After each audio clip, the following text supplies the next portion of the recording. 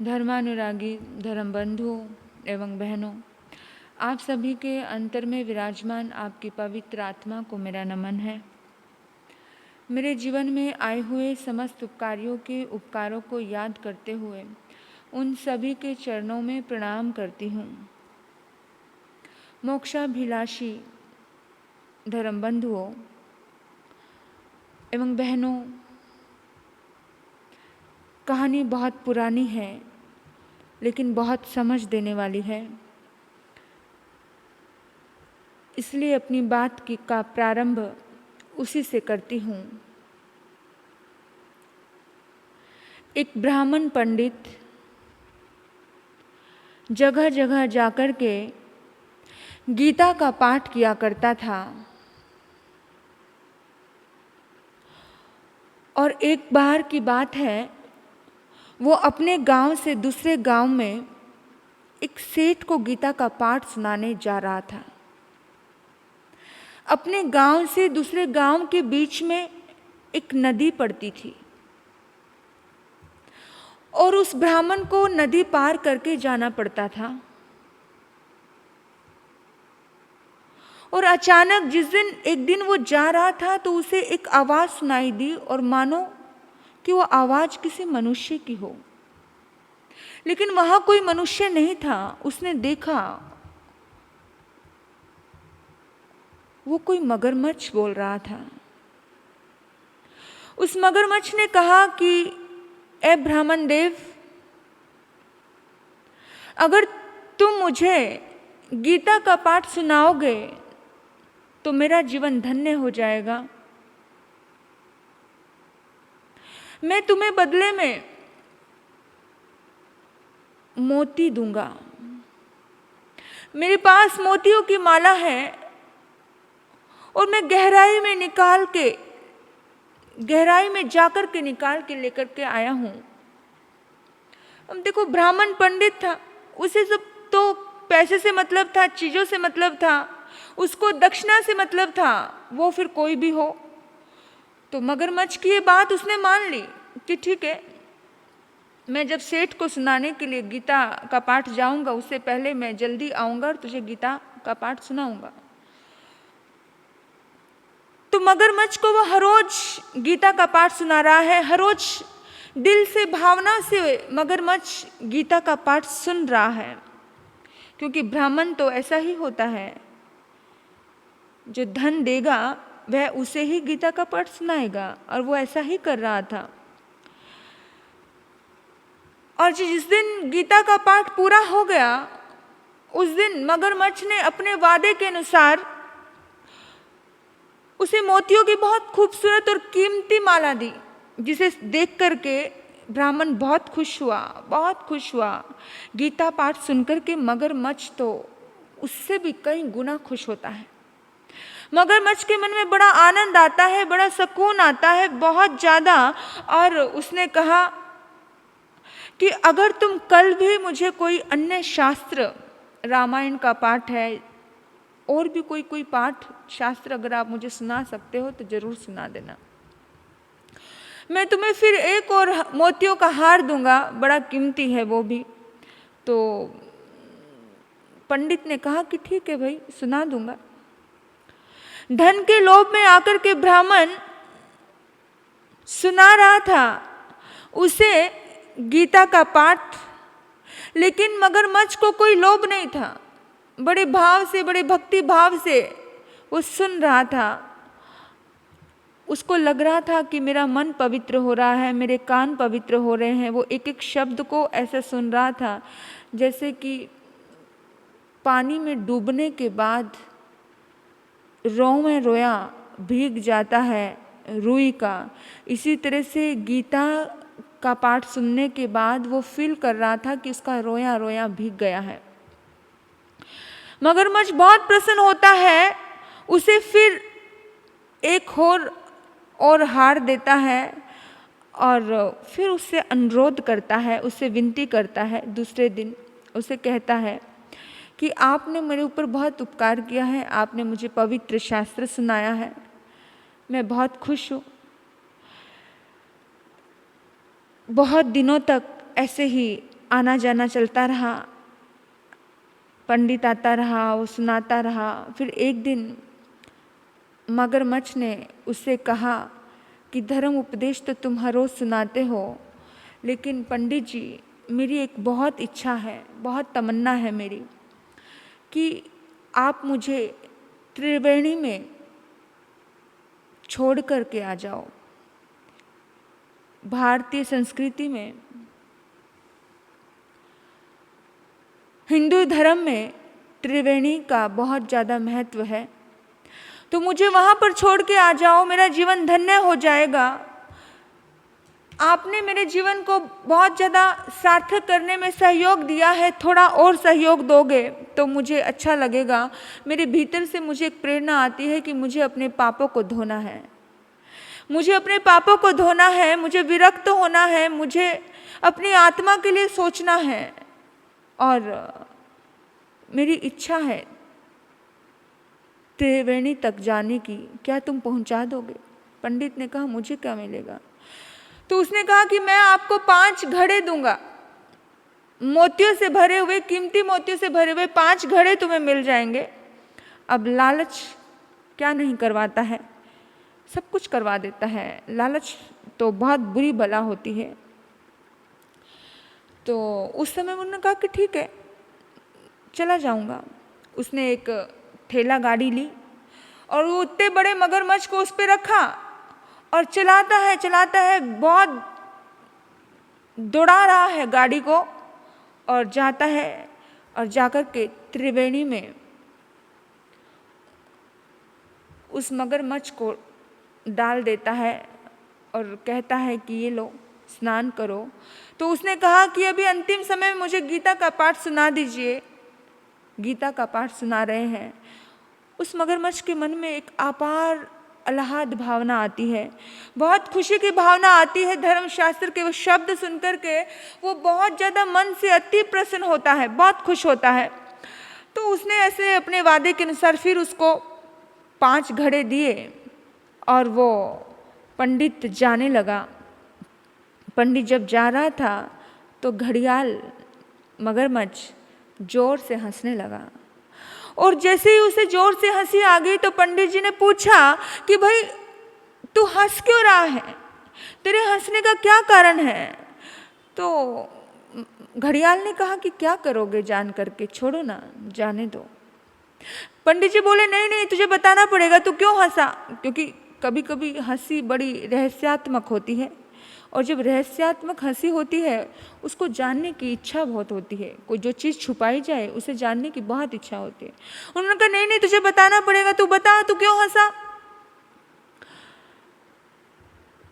बोला कि क्या करोगे जान के, जाने दो ना। नहीं नहीं नहीं मुझे बता, मुझे जानना है। तब उस घड़ियाल ने कहा, उस मगरमच्छ ने कहा कि ऐसा करो, तुम्हें जानना है तो जरूर जानना, लेकिन ये बात, इस बात का रहस्य तुम्हें, जिस गांव में हम रहते थे, जिस गांव में तुम रहते थे, उस गांव में जो गांव का धोबी है और धोबी के पास जो गधा है, वो गधा तुम्हें इसका जवाब देगा, इस बात मेरी हंसी का कारण बताएगा, उसी से पूछ लेना तुम। तो वो सोचने लगा कि आखिर कुछ तो रहस्य होगा जो गधा मुझे किसी चीज़ का ज्ञान करवाएगा। चलो ठीक है, मैं गधे से ही पूछ लूँगा। पंडित जी रवाना हुए और गांव पहुंचे, धोबी को ढूंढा। धोबी को ढूंढने के बाद फिर उस गधे के पास गए। गधे के पास गए तो पूछा कि भाई माजरा क्या है? अमुक अमुक ऐसे ऐसे घड़ियाल को मैं त्रिवेणी में लेकर के गया, वहाँ उसे स्नान कराया, वहीं उसे छोड़ दिया और वो वहाँ पे आनंद में है और वो हंसा जब मैं आ रहा था। इस तरह से पूरी कहानी बता दी। और उसने बोला कि भाई घड़ियाल क्यों हंसा था? उसने पूछा कि किस लिए हंसा था? तो गधा अचानक मनुष्य की भाषा में बोलने लगा और उसने कहा कि सुनो, मैं तुम्हें एक इतिहास बताता हूँ। 100 साल पहले की बात है।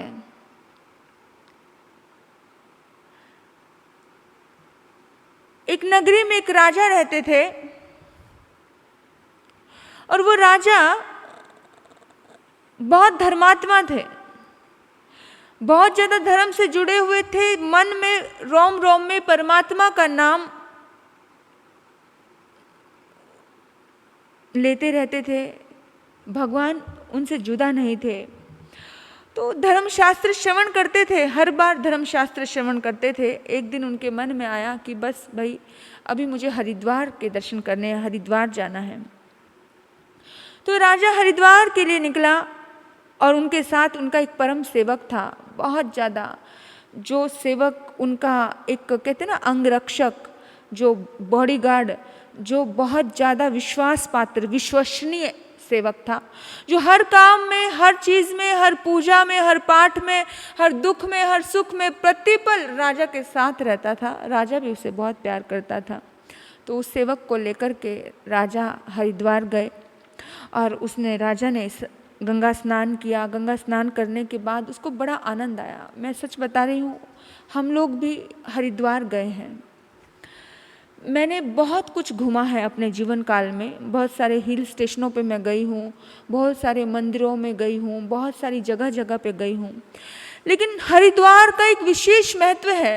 हरिद्वार के पास जाकर के, एक गंगा नदी के पास जाकर के थोड़ी देर अगर हम खड़े होते हैं तो हमें लगता है कि एक अलग सी सुकून मिलता है, एक अलग सी शांति मिलती है, एक अलग सी पवित्रता है उस स्थान की, उस तीर्थ की अलग सी पवित्रता है। वहाँ जाकर के घंटों कैसे निकल जाते पता नहीं चलता और मन ही नहीं करता है कि वहाँ से जाएं। ऐसा लगता है, मेरा खुद का भी एक्सपीरियंस मैं बता रही हूँ, ऐसा लगता है कि बस वहाँ बैठे रहे। साधु जीवन की कुछ मर्यादाएं होती हैं और जिन शासन के संत की तो बहुत मर्यादाएं होती हैं। दूर रह कर के देख रहे थे हम, मेडिटेशन किया, ध्यान किया, तो मुझे याद आ रहा था कि भगवान महावीर की वो साधना, जैसे रिजु बालिका नदी के पास, मुझे याद आ रही थी वो साधना, जो साधना महात्मा बुद्ध ने की थी नीलांजना नदी के पास। इस प्रकृति का, इन नदियों का, इन झरनों का, इन पेड़ पौधों का धर्म के साथ बड़ा गहरा कनेक्शन होता है। ये धर्मात्मा के भीतर में, ये किसी साधक के भीतर में एक अलग ही पवित्रता का संचार करती है। और आप देखो किसी भी सिद्ध पुरुष को, बुद्ध पुरुष को, ये कैसे मतलब हमेशा वनों में गए हैं, अपने राजमहलों को छोड़ करके जंगलों में जाकर के, नदी किनारे ऐसे पेड़ पौधों के नीचे जाकर के बैठ करके साधनाएं इन्होंने की हैं। तो एक अलग महत्व होता है। प्रकृति बड़ा सहयोग देती है, प्रकृति इतना समर्पित होती है साधक आत्मा के लिए, सरल आत्मा के लिए, वो उनको धर्म करने में मदद करती है। तो आपको कभी मेडिटेशन करना है, ध्यान करना है, तो ऐसे ही पवित्र ओरे में जाकर के बैठो, आपको बहुत मन लगेगा। बहुत सारे लोग बोलते हैं कि ध्यान करने में मन नहीं लगता है। तो चार दीवारियों में बंद होकर के, जहाँ ना एटमॉस्फेयर कुछ ऐसा अच्छा है, ना प्रकृति का कोई वातावरण है, ना सीधी डायरेक्ट आकाश की ऊर्जा आपको मिल रही है, प्रकृति की ऊर्जा से आप अलग हो, तो फिर कैसे मिलेगा आपको? थोड़ा समय लगता है, टाइम देना पड़ता है। आप जाओ और इस ऊर्जा से जुड़ोगे तो एक अलग आनंद मिलता है। तो राजा वहाँ पे गया, वहाँ पे जाकर के हरिद्वार में उसका मन लग गया और उसने निश्चय किया कि अब मुझे राजपाट में ध्यान नहीं देना है, अब मैं छोड़ चुका हूँ, अब मैं सब छोड़ने का मन है मेरा। उसने कहा अपने सेवक को कि भाई मैं तो ज़िंदगी भर अब यहीं रहूँगा और बस मेडिटेशन करूँगा, साधना करूँगा और संन्यास दीक्षा ले लूँगा, अब मुझे वापस नहीं जाना है। तुझे भी अगर मेरे साथ रहना है तो रह, तू भी साधना कर और अपने जीवन को सफल बना। लेकिन उस सेवक ने कहा कि नहीं, मैं नहीं जा सकता हूँ, मैं आपके साथ नहीं रह सकता हूँ, मेरी तो पत्नी है, बीवी बच्चे हैं, संसार है मेरे साथ मेरी बहुरानियाँ हैं, उनके पोते का मुंह देखना है, ममता है। तो राजा ने कहा कि ठीक है, जो अगर तू जाएगा तो जितना भी मेरे पास गहने हैं, जो मैं स्वर्ण मुद्राएं अपने साथ लेकर के आया हूँ, जो भी मेरे शरीर पर वस्त्र आभूषण थे, सब ले जा और मैं तुझे भेंट स्वरूप दे रहा हूँ। कहते हैं कि वो सेवक हरिद्वार उस गंगा नदी के पास जाकर के पवित्र स्थान से वापस लौट आता है। वो कहता है कि अभी मेरा मन अतृप्त है। वो स्वर्ण मुद्राएं और वो वस्त्र अलंकार लेकर के अपने घर आता है। गधा ये कहानी बता रहा है। पंडित जी, उस राजा ने अपने जीवन को धर्म में समर्पित किया, सब छोड़ दिया, भोगा नहीं। जिसने त्यागा उसने पाया, उसको देवलोक मिल जाता है, वो मरकर के देवलोक में जाता है। लेकिन जो सेवक है, उस सेवक ने भोगना शुरू किया, थोड़ी सी स्वर्ण मुद्राओं की लालच में आया, मोह में आया, परिवार के मोह में आया, और उसने अपना पूरा जीवन परिवार के मोह में डूब करके निकाल दिया। वो सेवक मर करके गधा बनता है, और वो गधा कोई और नहीं, वो गधा मैं हूं। आप इस रहस्य को समझ गए होंगे कि मैं क्या कहना चाहती हूं। वह घड़ियाल आपको देख करके इसलिए हंसा है क्योंकि किसी समय में ये मूर्खता मैंने की थी। वो गधा बता रहा है कि वो घड़ियाल देख करके इसलिए हंसा कि वो मूर्खता मैंने की थी, और मैं इतने सुंदर मनुष्य जन्म से मैं तिरंज गति में आ गया, मैं गधे का रूप ले रहा हूँ, और कैसे मुझे दिन भर मेहनत करनी पड़ती है, चाहकर भी परमात्मा का नाम मैं नहीं ले सकता। उस मनुष्य जन्म में मैं परमात्मा की इबादत कर सकता था, धर्म कर्म कर सकता था, अपने कुछ अच्छे कर्म कर सकता था, दुनिया के लिए कुछ सदकर्म कर सकता था, लेकिन मैंने कुछ भी नहीं किया। मैंने खाया पिया सोया और मोह माया में अपना पूरा जीवन व्यर्थ कर दिया। बस यही सोचकर के वो हंसा। ये सोचकर हंसा कि तुम तो मनुष्य थे, तुम तो पंडित थे, तुम तो ब्राह्मण थे, तुम तो गीता के जानकार थे, लेकिन फिर भी एक तिरंज गति में रहने वाला वो जीव, उसे समझ आ जाता है, उस घड़ियाल को समझ आ जाता है कि ये जीवन सार्थक करने के लिए कुछ त्यागना पड़ता है। इसलिए उसने त्याग दिया और अपने आप को समर्पित करना शुरू किया परमात्मा की भक्ति में। गीता का पाठ उसने प्रारंभ किया। इतिहास साक्षी है, जो त्यागता है वही पाता है, जो भोगता है वो खो देता है। हमारे इतिहास में देखिए कि भगवान महावीर स्वयं राजकुमार थे। क्या कमी थी उनके पास? दो प्रकार के लोग होते हैं, दो प्रकार के लोग होते हैं। एक वो लोग होते हैं जो धर्म के द्वार पर आकर के भी खाली लौट आते हैं, प्यासे ही लौट आते हैं। नदी के पास जाकर के भी प्यासे लौट आते हैं, और नदी के पास जाकर के भी कोई व्यक्ति कहे कि मैं प्यासा हूँ, तो उन व्यक्ति की उसकी ही नादानी है। नदी तो खुली बह रही है, कोई भी उसमें पानी पी सकता है। इस दुनिया में कभी कभी जिनको समझ आ जाती है वो लोग भी, तिरंज गति में रहने वाले वो जीव भी अपना बेड़ा पार कर जाते हैं। और जिनको समझ नहीं आती है, जो अपनी जिंदगी में मोह माया में उलझे रहते हैं, वो मनुष्य जन्म के धारण करने वाले वो मनुष्य भी बड़ी नादानी में, नासमझी में अपना जीवन को ऐसे ही गवा देते हैं। समझ आई थी चंडकोशी को तो कैसे तेज गति से देवलोक की यात्रा, वो सफ़र तय कर लेते हैं। जिस पल में समझ आती है जिंदगी बदल जाती है। भगवान महावीर को समझ आई थी, वर्धमान को समझ आई थी, तो कैसे उन्होंने सब कुछ छोड़ दिया। दो तरह की समझ के लोग होते हैं, एक धर्म को महत्व देते हैं, दूसरे धन को महत्व देते हैं। जो धन को महत्व देते हैं वो किसी ब्राह्मण के जैसे, पंडित के जैसे, वो वैसे ही किसी सेवक के जैसे अपनी जिंदगी को ऐसे ही व्यर्थ गवा देते हैं। और जो लोग धर्म को महत्व देते हैं वो लोग राजा के जैसे अपनी गति को सुधार लेते हैं और राजा से देव गति तक पहुंच जाते हैं। जिन्हें समझ आ जाती है वो वर्धमान से महावीर भगवान बन जाते हैं। जिन्हें समझ आ जाती है वो सिद्धार्थ गौतम से बुद्ध गौतम बन जाते हैं। इनकी भी सुंदर पत्नियां थी, इनके भी बच्चे थे, बड़ी कोई कमी नहीं थी, लेकिन छोड़ा, त्यागा, उन्हें पता था त्याग में सुख है। चक्रवर्ती के पास धन दौलत की कमी होती है, कमी नहीं होती है, लेकिन फिर भी उसे एहसास होता है कि कहीं तो बेचैनी है, कहीं तो तड़फ है, कहीं तो सुकून नहीं है। उनको सुकून तब मिलता है जब वो त्यागते हैं, और त्यागने के बाद उनको या देवगति मिलती है या मोक्ष गति मिलती है। जिस दिन त्याग दिया, अगर चक्रवर्ती अपनी धन दौलत का त्याग नहीं करता है तो क्या होता है? 7वें नरक में जाता है मरकर के चक्रवर्ती। किसी भी इंसान को अपने जीवन में आगे बढ़ने के लिए अपनी जिंदगी में धर्म की नींव को मजबूत करना। धर्म को महत्व देने वाले लोग धर्म के लिए सब कुछ न्यौछावर कर देते हैं। आप देखना जरा अपने भीतर में कि क्या मैं धर्म से जुड़ा हूं।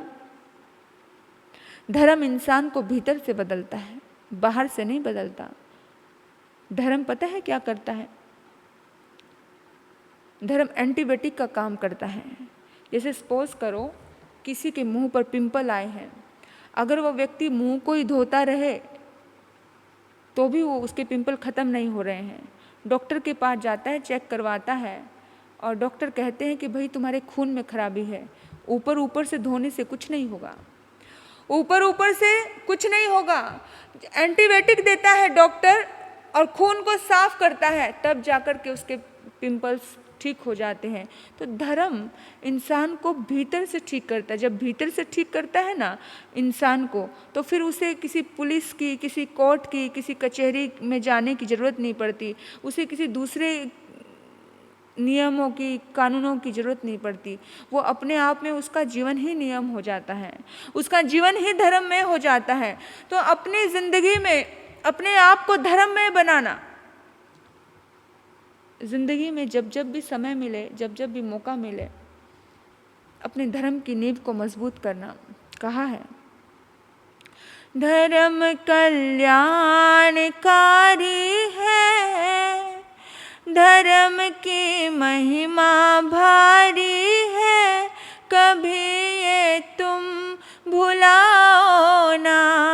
धर्म कल्याणकारी है, धर्म की महिमा भारी है, कभी ये तुम भुलाओ ना।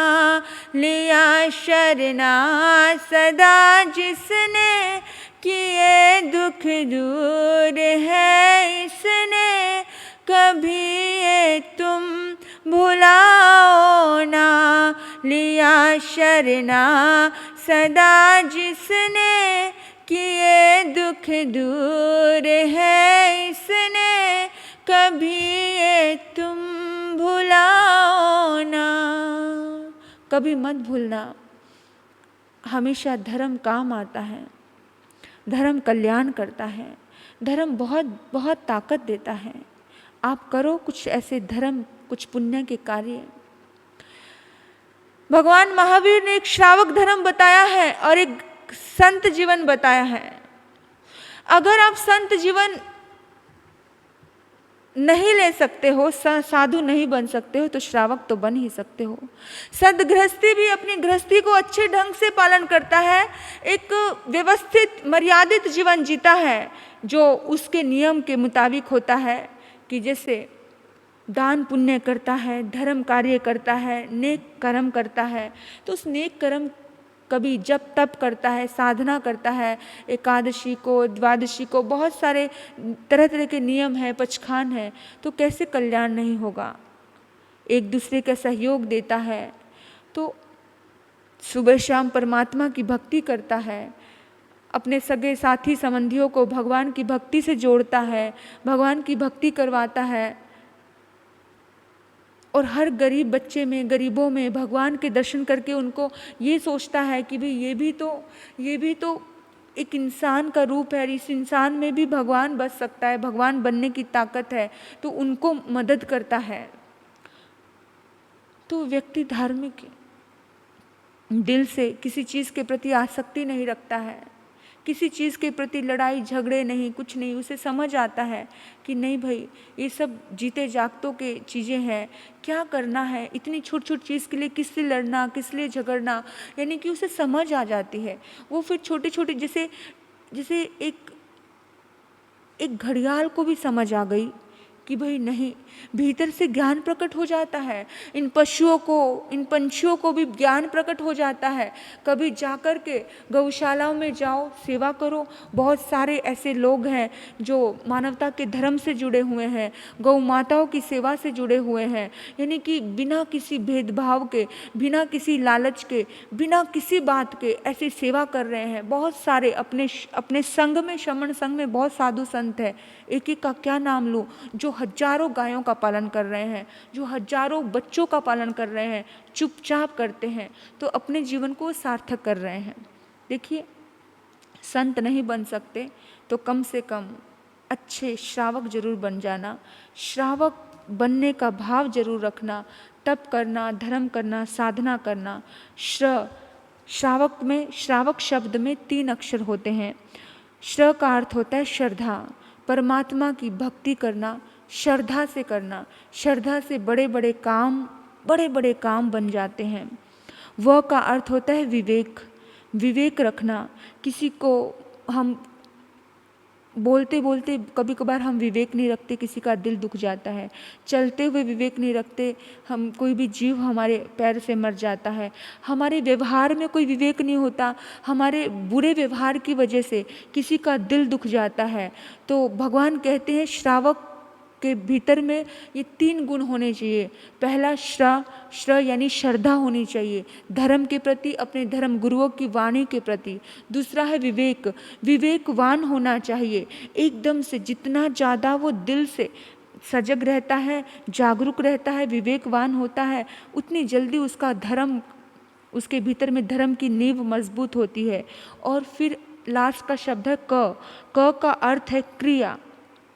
श्रद्धा सहित विवेक पूर्वक जो अपनी क्रियाएं हैं, जो अपने काम हैं, जो अपनी साधनाएं हैं, मतलब उसी का वो एकदम विवेक पूर्वक करता है, उसी को कहते हैं श्रावक। गृहस्थ और सन्यासी दोनों ही धर्म श्रेष्ठ है। हम ये नहीं कह सकते हैं कि भाई गृहस्थ बुरा है, गृहस्थ को हम बुरा नहीं कह सकते हैं। गृहस्थ जीवन भी अच्छा है, लेकिन उस जीवन में गृहस्थी भी अगर अपने धर्म में हो, मर्यादा में हो, अपने जो कुछ गृहस्थी ऐसे होते हैं जिन्होंने खाया पिया और सो गए, जिन्हें कहते हैं ना मस्त रहो मस्ती में आग लगी बस्ती में, ऐसे जो गृहस्थ लोग होते हैं वो अपने जीवन में अपने जीवन को बोझ रूप बना रहे हैं। आने वाले पुराना खा रहे हैं, बासी खा रहे हैं। पुराना धर्म पुण्य किया है इसलिए आज मिल रहा है, आज धर्म कर्म नया नहीं करेंगे तो अगले जन्म में दर दर के ठोकरे खाएंगे, भिखारी बनेंगे। तो भगवान कहते हैं कि आज अगर भगवान ने तुम्हें 2 हाथ दिए हैं, 2 पैर दिए हैं, 2 आँखें दी हैं, तुम्हें अच्छी एक सुंदर ज़बान दी है जिसके द्वारा तुम दूसरे के दर्द को समझ सको, तो 5 इंद्रियों को 2 कान दिए हैं किसी का दर्द सुनने के लिए, है ना।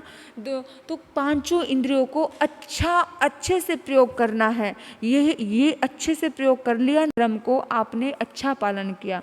लेकिन कुछ लोग होते हैं घंटों घंटों सिनेमा देख रहे हैं, घंटों घंटों मोबाइल पे लगे हुए हैं, घंटों घंटों व्हाट्सएप चला रहे हैं, फेसबुक पे लगे हुए हैं, मतलब पूरा टाइम बर्बाद कर रहे हैं। अपनी आँखों से कभी किसी का दर्द नहीं दिखा, किसी के लिए पीड़ा नहीं जागी, अपने हाथ किसी की सेवा के लिए नहीं उठाए गए, किसी को मारने के लिए पीटने के लिए बहुत बार उठाए हैं। ये कदम कभी मंदिर नहीं गए, कभी संत दर्शन करने के लिए नहीं गए कदम, ये कदम गए हैं तो डिस्को में गए हैं, डांस करने में गए हैं, पब में, पार्टियों में, बार में गए हैं। तो ऐसा गृहस्थ का जीवन पूरा बर्बाद कर देता है। वो हमारी ज़िंदगी में सपोज करो 100 साल की उम्र है तो 100 साल की उम्र में 50 वर्ष तो सोने में इंसान गवा देता है। 24 घंटे में 12 घंटे तो वो सोता है, 12 घंटे में उसमें 4-5 घंटे वो खाने में लगा देता है। कितने बचते हैं? 4-5 घंटे, कुछ घंटे वो व्यापार में लगा देता है, फिर थोड़ा बहुत समय बचता है वो लड़ाई झगड़े में लगा देता है, थोड़ा बहुत समय बचता है वो मोह माया में लगा देता है। यानी कुछ नेक कार्य करने में इंसान समय ही नहीं लगाता है, कुछ अच्छे कर्म इंसान कर ही नहीं पाता है। इसलिए कहते हैं, जब तलक है जिंदगी फुर्सत ना होगी काम से, जब तलक है जिंदगी फुर्सत ना होगी काम से, इस काम के ही बीच में तुम लो लगा लो भगवान से। देखिए, इस काम के ही बीच में अपना मन परमात्मा की भक्ति से जोड़ना पड़ेगा। जो व्यक्ति परमात्मा की भक्ति से अपना मन जोड़ देता है वो श्रेष्ठ सद्गृहस्थ होता है। गृहस्थ होना, सद्गृहस्थ होना बहुत अच्छी बात होती है, क्योंकि वो अच्छा जीवन जी रहा है, उस बीच में ही अपने परमात्मा का ध्यान उसको है, अच्छे कर्म वो करता है, धर्म करता है, वो किसी के काम आता है, वो व्यर्थ में अपना समय नहीं गंवाता है। मतलब बाकी तो पूरी ज़िंदगी रोते रहो, तड़पते रहो, हाय तौबा करते रहो, और ऐसे करते करते इंसान की ज़िंदगी निकल जाती है। तो हमेशा इस बात का ध्यान रखना कि कहीं ऐसा ना हो, ये जीवन मिला है, अगर आप मनुष्य हो, मनुष्य जन्म आपने पाया है, तो मनुष्य जन्म जितनी पूंजी इकट्ठी करके इस दुनिया से जाना कि मनुष्य हो दोबारा मनुष्य बन जाना। मनुष्य हो दोबारा मनुष्य नहीं बन पाए और अब पूंजी को ख़त्म कर दिया तो त्रिंश गति में जाना पड़ेगा। जितना मिला है उतना तो सुरक्षित रख लेना, जितना मिला है उतना सुरक्षित रखना। कुछ लोग तो ऐसे होते हैं जो मिला है बाज़ार में जाते हैं, जाकर के 1,00,000 रुपया लिया और पूरा का पूरा लुटा करके आ गए, ख़त्म करके आ गए। शराब पी ली, सिनेमा हॉल में गए, होटलों में रुके, ऐशो आराम किया। कोई पूछे कि भाई तूने क्या कमाया है? भाई कमाया तो कुछ नहीं, खो दिया। एक व्यक्ति के पास पैसा था, वो गया बाजार में जाके उसने व्यापार किया, कुछ बहुत कमाया, 1 से 2 लाख कर लिया। फ़ायदे में कौन रहता है? जो 1 से 2 लाख कर लेता है, और जो बेकार की चीज़ों में वो 1,00,000 रुपया भी गंवा देता है, वो उसके पास कुछ नहीं बचता है। इसलिए मैं आपको कहती हूँ कि हमें मनुष्य जन्म मिला है, तो जो हमें मिला है समझो ये बहुत अनमोल है, ये हीरे के समान है। एक हीरे से दूसरा हीरे को हमें बनाना है, इस हीरे को खोना नहीं है। इस हीरे को खोने का मतलब है कि त्रिंश गति में चले जाना, फिर नीचे जाना, नीचे नहीं जाएं। इतने अच्छे तो हमारे कर्म होने चाहिए कि हम नीचे की ओर यात्रा नहीं करें, यात्रा करें तो ऊपर की करें, नहीं तो जहाँ है कम से कम वहाँ तो रहे, दोबारा वो जन्म तो मिले। मनुष्य बने हैं तो कम से कम मनुष्यता तो अपने जीवन में रहे, वो सरलता, वो सहजता तो अपने जीवन में रहे, वो प्यार, वो पवित्रता तो अपने जीवन में रहे, ताकि फिर से वो सरलता अगर रहेगी तो फिर से हमारी ज़िंदगी में फूल खिल पाएंगे, फिर से हम कुछ नया कमा पाएंगे। तो इतना तो करना, अपना लेवल तो रखना। साधु जीवन श्रेष्ठ है, बिल्कुल श्रेष्ठ है, उसमें कोई वो नहीं, क्योंकि साधु जीवन में कभी कभी बहुत ज़्यादा साधनाएं कर लेती हैं आत्माएं। कुछ आत्माएं देखो, कभी कभी गृहस्थ बहुत श्रेष्ठ होते हैं, कभी कभी साधु जीवन गृहस्थ से भी नॉर्मल और निकृष्ट जीवन जीते हैं। ये तो हर आत्मा का पैमाना अपने अपने पास है कि कौन इंसान किस रूप से कैसा जीवन जी रहा है, कितनी सच्चाई से जीवन जी रहा है। भीतर के देखो, फूल में खुशबू होती है तो वो फूल को कभी नहीं कहना पड़ता कि मुझ में खुशबू है, अपने आप ही वो फैलती है, वो सुवास चारों तरफ फैलती है, चारों तरफ। तो गृहस्थ और संन्यास में फ़र्क नज़र आता है। जो ऊपर उठा है, जो भीतर से खिला है, वो मुक्ति का कमल उसकी ज़िंदगी में खिल ही जाएगा। और अनासक्त जो होता है वही परमात्मा का प्यार पा सकता है, वही परमात्मा की भक्ति कर सकता है। तो अनासक्त अगर संत जीवन जी रहा है, कोई जीवन संत का जीवन अनासक्ति रूप से जी रहा है, आसक्ति नहीं है जिस संत को, वो भी श्रेष्ठ संत है। लेकिन संत होकर भी आसक्ति है, एक बेशक एक पैन से ही आसक्ति क्यों ना हो, वो आसक्ति इंसान को डुबो सकती है। तो बस याद रखना, अपना जीवन ऐसा रखना है जैसे पक्का नारियल होता है, हल्की सी चोट की साबुत की साबुत गिरी निकल के आ गई। आसक्ति वाला व्यक्ति कच्चे नारियल के जैसे होता है, उसको कुरेद कुरेद के निकालना पड़ता है, तोड़ तोड़ के निकालना पड़ता है, कभी साबुत गिरी नहीं निकलती है।